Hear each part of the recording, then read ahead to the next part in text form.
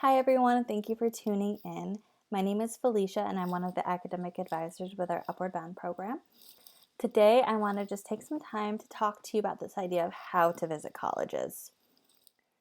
So, the first thing I want to talk about is this idea of fit and match. These are sort of buzzwords when it comes to the college application process. Um, Really, what it comes down to is this idea that when you go to college, you're there for a few years, whether you go to a community college for 2 years or a 4 year institution, you're going to spend a pretty good amount of time at these schools, and you want to make sure that you're not only happy there, but that you're really thriving. So, when we would be in person and going on college tours, we would do things like eat in the dining hall and hopefully talk to current students or maybe another person that we know at the school that would love to talk to our students and give them more of like the lowdown on what's going on at the institution. Now that we're virtual, there's some barriers we have to overcome. The nice thing is that we're able to visit more schools virtually. Like over the summer, we visited a school in California, but there's also that limitation of we're not just going to come over to a college and eat their food because that might not be the best decision in our current climate.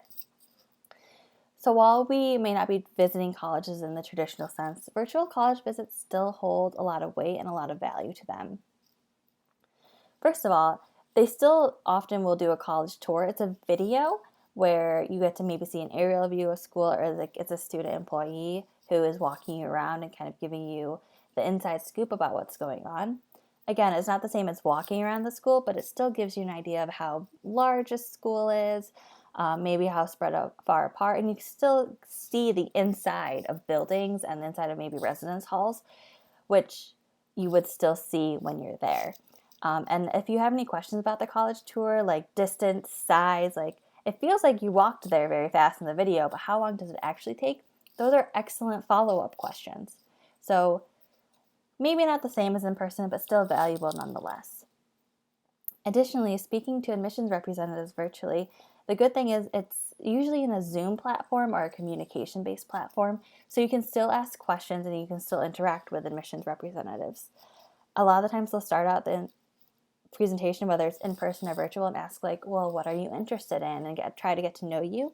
That way they can share specific information about the school that would benefit you. So again, a little different and strange, but a lot of the same benefits. And in some way, it might even be a little bit easier for them to share an additional link with you or to quickly get your email to follow right then and there. Again, if you have the opportunity to speak with a current student at the school, and this can happen virtually or in person, they're going to give you a different perspective than an admissions representative. They are going to tell you what it's like for them to go to classes, and if they're a student in the same major as you, they'll be able to give you more about, well, what is homework like, what are tests like. So the more people that you can talk to at the institution, the better, not only because you're going to gain a lot of knowledge, but it's going to also put you on the college's map a little bit more. What do I mean about this? Well, regardless of if you are visiting in person or virtually, attending some sort of college visit, communicating with an admissions representative, they tend to track that and keep track of who is reaching out, who's communicating, because to them, that means that you're really interested.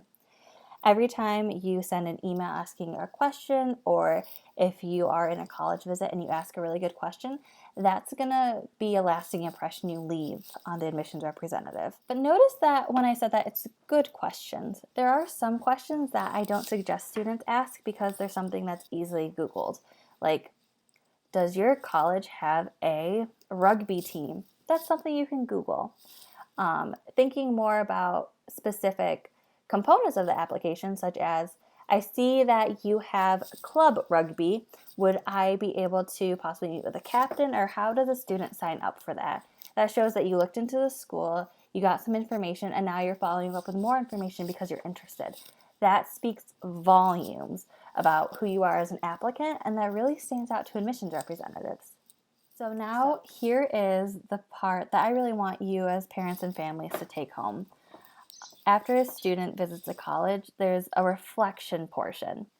When we have students attend college visits, we have them fill out the paper that you see on the screen. And this is really just to record specific information about a school, allows them to take notes so that way when they're a senior and they're applying to schools, they can look back at the schools they visited throughout the years and be like, oh, I really like this school. Or like, now that I think about it, I don't think I really like that school. As a parent and family member of a student, maybe you're helping them reflect their senior year, or maybe you want to touch base with them after they have attended a college visit. You can definitely ask them these questions that were on the paper, but here are some that I suggest to help further that reflection and kind of help you also understand where they are thinking about the school. Again, the number one thing, do they have your major? Sometimes that doesn't necessarily get covered in an admissions talk for whatever reason, or sometimes a student is just like, oh my gosh, this school is the best place ever. But if you want to study engineering and they don't have engineering as a major, that school is not going to be the best fit and match for you because it doesn't have what you want to study. The second question I like to ask is some version of what did you like about the college, or maybe what didn't you like about the college? The other important part of this question is that if a student, let's say, didn't like a school and you ask them why, and they were like, well, it's all the way in Virginia. I don't want to travel all the way to Virginia for school.